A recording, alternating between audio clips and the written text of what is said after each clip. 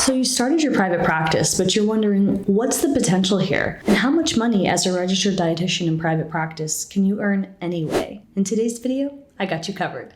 Say hi to Hamilton. Hi, Hammy. Say hi, Hammy. If you're wondering how much money you can make as a private practice dietitian, the answer is up to 6 figures and beyond. You can make any amount of money that you want.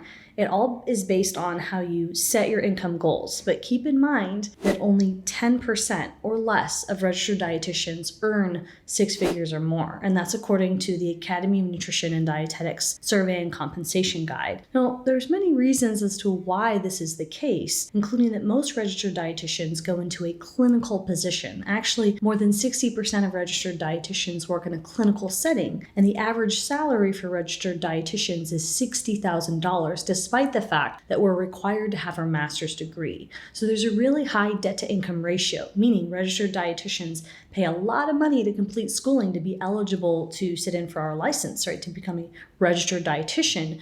But the pay for registered dietitians is very low in a traditional 9-to-5 job. There's a couple options that you can take here, but keep in mind that starting your own business, whether you want to on the side or full-time, is a great opportunity that can help you generate more income and also help you build your skills, which is really fun. And for me, what I love is the creativity in running your own business and all of the skill building that I'm able to learn and the jobs I'm able to provide with my team. There are registered dietitians that are making 7 and 8 figures. Now, you might be thinking, what's that, right? I'm talking millions of dollars.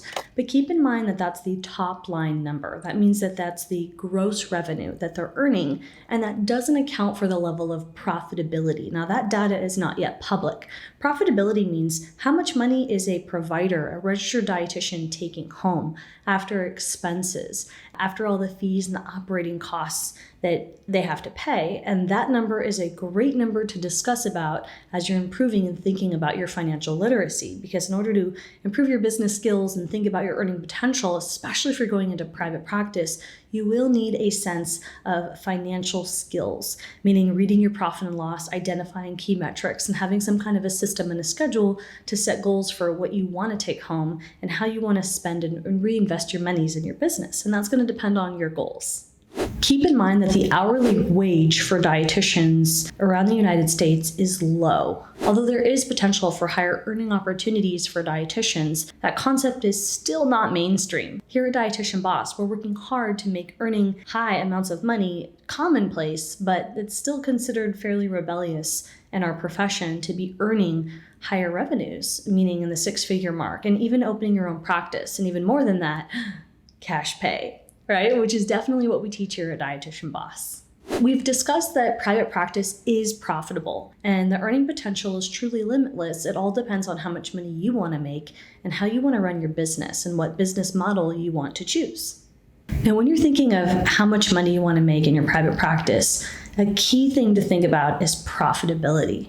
Profitability is the measurement of an organization's profit relative to its expenses. The degree of financial gain is another way of putting it. Now, where general profit margins are considered to be good at 10 to 20%, and a service-based industry aiming for 20 to 40% is even better. Now, this depends greatly on the business model you choose and a lot of other factors, but that is a benchmark for you to keep in mind. And every business owner that has a mature business and is really focused on growth has laid down unique internal benchmarks that you can measure yourself against, not only internally yourself, but against other businesses and other industries so you know where you stand. And that's a big part of what we teach here at Dietitian Boss. Now, you might be thinking, like, what do I need to do to increase profitability? And the first answer would be learning business skills. And skills will be developed with time and with practice and with patience. And it can be a really fun process of self-discovery, and you don't have to do it alone, but you will have to practice skill building. That means problem solving, decisiveness, critical thinking, and also communication skills, as well as time management. Now, a big question that I get, and a recent social media post that got a ton of saves on our Instagram account, was about why private practices fail. And the number one reason that any business fails is due to poor cash flow. And that is a real big reason why I decided to talk about profitability. And the problem is that a lot of dietitians and business owners at large, but I see this with our clients too, is they're afraid to gain awareness about financial management. They're afraid to learn their P&L, and they're afraid to create a budget and evaluate that budget in their business. And creating a budget is definitely important when it comes to gaining any financial awareness in terms of how you can create projections. Because if you're looking for recurring revenues, regardless of what top line revenue you want to earn, you're going to have to create a budget, and you're going to ideally have to stick with it and learn how to make adjustments over the quarter and over the year. Ideally, you're creating an annual budget, and you have a process for reviewing it and tweaking it. Now, I know this might sound a little boring, but these are the details that are really important in order to help you gain those financial skills, which are ultimately going to help you skill build. Because if cash management is the number one reason why practices fail, then it would behoove you to learn those skills. Marketing is another reason why private practices fail, and I'm sure you're not surprised to hear that because a lot of you get exhausted. But let's talk about marketing. A lot of clinicians, dietitians specifically, are afraid to enter the world of digital marketing, meaning anything that's marketing on the internet. That could be a webinar, online marketing, email marketing, social media marketing, SEO, right? Blogs, website, etc. And those options for marketing are actually a lot more effective than traditional marketing, which includes referrals, word of mouth, or billboards. Now, most businesses are still built on referrals, and where that's a great opportunity, and it's something very accessible. And there's a lot of skill building with building a referral network. It's not the only option. And if you stop at referrals, and it's really hard to create a sustainable, long-lasting business unless if you incorporate other modalities and media types, such as digital marketing. Because when you learn how to use digital marketing, you then have more accessibility and you can measure your results better. And it's a skill, right? So you're learning what skills to build, technology, learning analytical skills, learning team building. And it's really the future of marketing is digital marketing. And the last big issue in terms of failure in business for private practitioners, specifically dietitians, would be stepping into the role of CEO.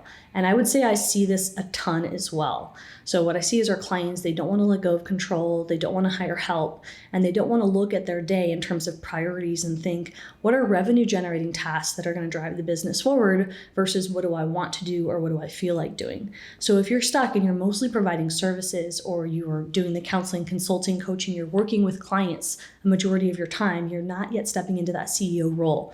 Because if you're spending most of your time with clients, then you also can't be a great, excellent business owner. So you're going to need to spend a lot of time focusing on running the business instead of actually delivering service in the business. Now, those are two schools of thought. And if you do want to be there as the number one person who's delivering service for your clients, keep in mind that it's going to take you a little longer, or you're going to have to spend extra time and supplement your time and really critically think about how and when you have the time and energy to learn these business skills, because there's project management, organization, leadership, marketing, sales, and there's also metrics. You're going to have to take a look at digital marketing, conversion rates, analytics. There's a lot of technology and aspects of your business that you really need to dedicate time and energy towards learning. And if you're spending so much of your time seeing clients, it's going to be really hard to also learn how to manage the business. The last thing is private practice lonely. I've talked about this before, and the answer is yes. Because so few of us are in private practice, less than 10% of dietitians own a private practice, and less than 10% of dietitians earn over six figures, a six-figure salary or more annually. And so that means there's not going to be that many people for you who understand you, who you can talk to, who are aware of the skill building that you're practicing and the journey and really the creativity that you're investigating and exploring. So that's why it's really important to make an effort to build community, to network and find people. I would suggest that being mentored and mentoring others can really help you when it comes to the loneliness factor. And of course, seeking help, therapy, and other outlets can be helpful as well. But a really important part of skill building would be to make an effort to go find a community of like-minded people. I want to mention to you here at Dietitian Boss, if you do apply to work with us, we have that community for you of dietitian practitioners who are excited to network with others and help share that journey with you, because it can feel isolating, but it doesn't have to when you make an effort to find other like-minded individuals. If you like this video, I want you to watch the next video about creating digital products. You can learn more about what business model can help you save time and money when you're growing your online business.